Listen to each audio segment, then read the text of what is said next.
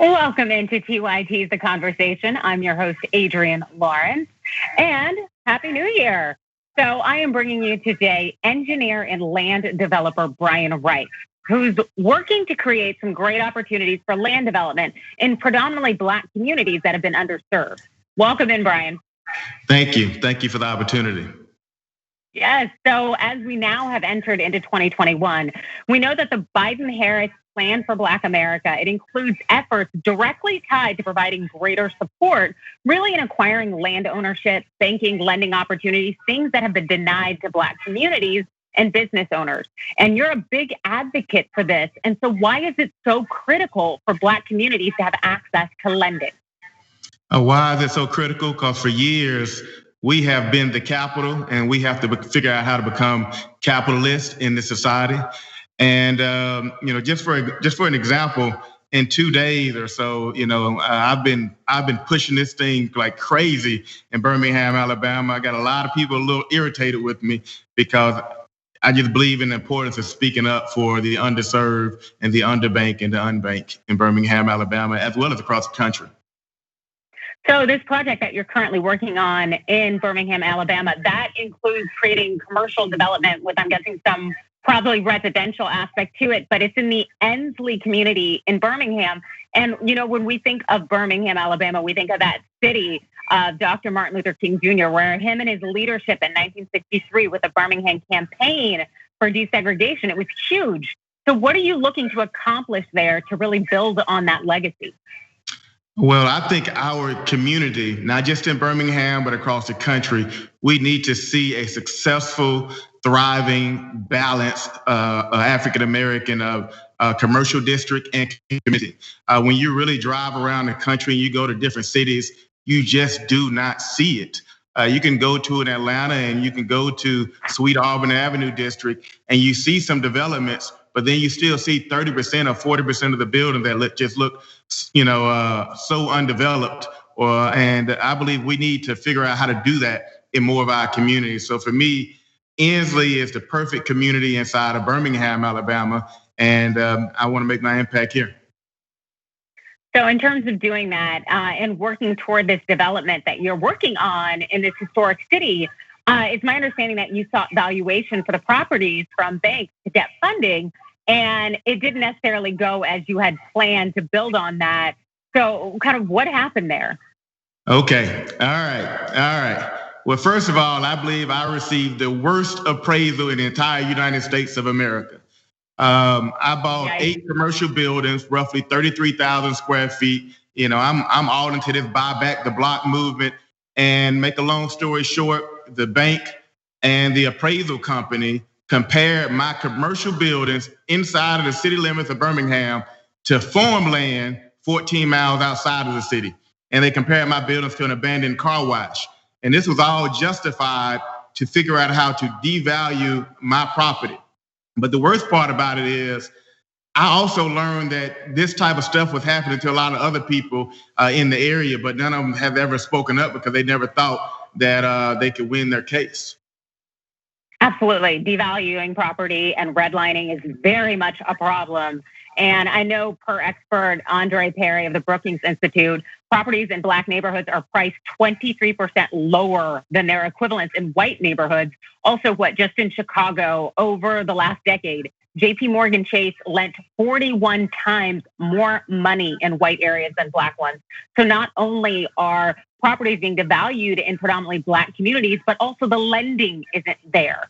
And so can you tell us what are the next steps for you as you try to develop this historic neighborhood in Ensley, Alabama? Well, the first thing I did was for about 6 months or so, I was going back and forth to city officials, asking for them to advocate on my behalf. And I don't know if it's just too sticky to talk about economic injustice, so no one ever spoke up. So eventually, a year or so goes by, my appraisal gets released. I received a $0 appraisal on 8 buildings, and I want to receive value for my land. And I had tenants in there. So for the last 6 months to 12 months, I've just been focusing on finding help outside of the city and in other states. Because locally, when it comes to economic injustice, no one has spoken up for me. Wow. And as you mentioned, you're definitely not the only one, but in terms of help, so we have the idea that your total project is going to cost about $5 million to renovate. Is that correct? Yes, I believe if I do everything that I envision to do, it will come close to $5 million. Yeah, and you're an experienced property developer, so I think that sounds, I can rely on that. And I also understand that Greystone, a stellar real estate and investment company, is helping the best that it can to assist you in accomplishing the opportunity that you want to bring to the Black community there in Ensley, in Birmingham. But I'm sure Greystone can only do so much. What would you need to get this development made, to make this happen? Well, first of all, it's been 30 plus months.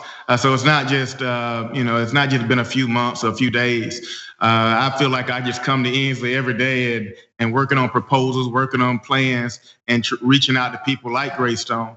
I would love to at least just get the ball started, whether it's renovating one or two of the buildings that I have. You know, the ideal scenario or the dream of dreams is to renovate all 8 at the same time.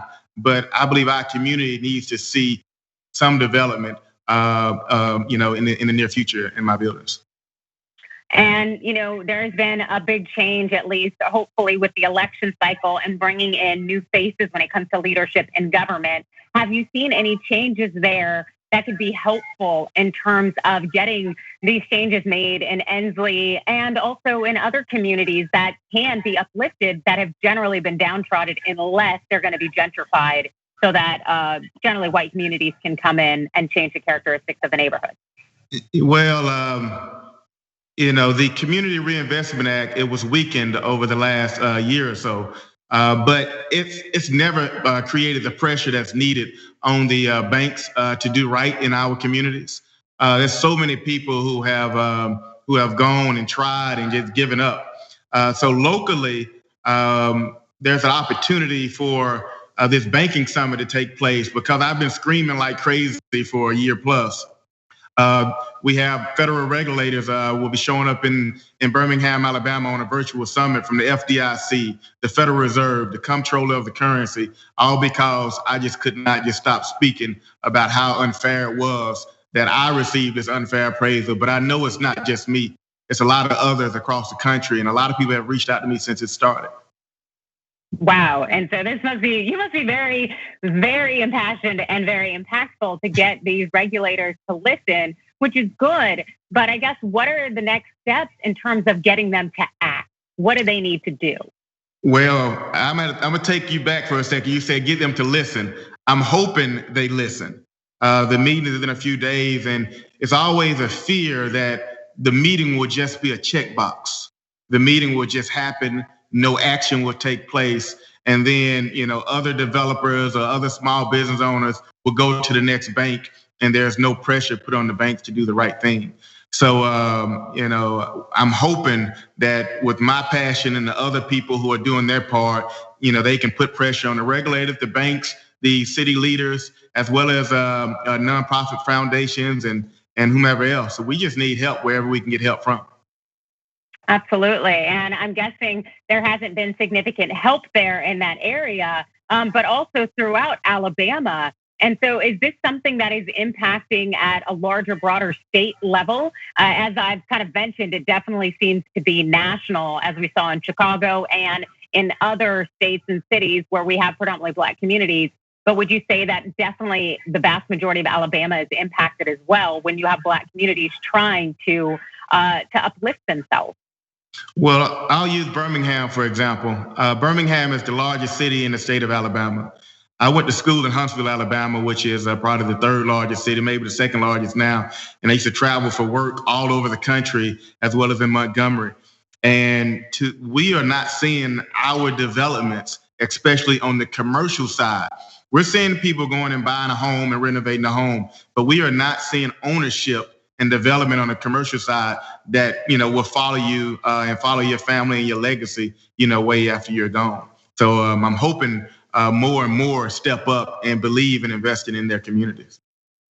Absolutely, because that generational wealth that can open doors and change things in terms of a legacy, and that is something that the Black community has long very much been denied. And so this Biden-Harris plan for Black America, having this element and this feature that looks to make sure that we have more opportunities for land ownership is so powerful and so important. And so if people wanted to learn more about the effort that you are making there in the Ensley community of Birmingham, Alabama, where can they find information? Well, anybody can go to my website at briankrice.com. I do post a lot of stuff on my Facebook page of Brian K. Rice, the community engineer. But I still want people to understand that I am just one of many victims, and I'm just a loud voice in Birmingham because I sacrifice everything to come back to my hometown to find a way to create entrepreneurship programs and mentoring programs and development programs in our communities. So that's what I'm about. All I want to see is success and a healthy, balanced community at the end of the day. Yes, and we thank you very much for your hard work, and I wish you all the best, Brian. Well, thank you. Thanks for watching The Young Turks. Really appreciate it. Another way to show support is through YouTube memberships. You'll get to interact with us more. There's live chat emojis, badges. You've got emojis of me, Anna, John, JR. So those are super fun. But you also get playback of our exclusive member-only shows and specials right after they air. So all of that, all you gotta do is click that join button right underneath the video. Thank you.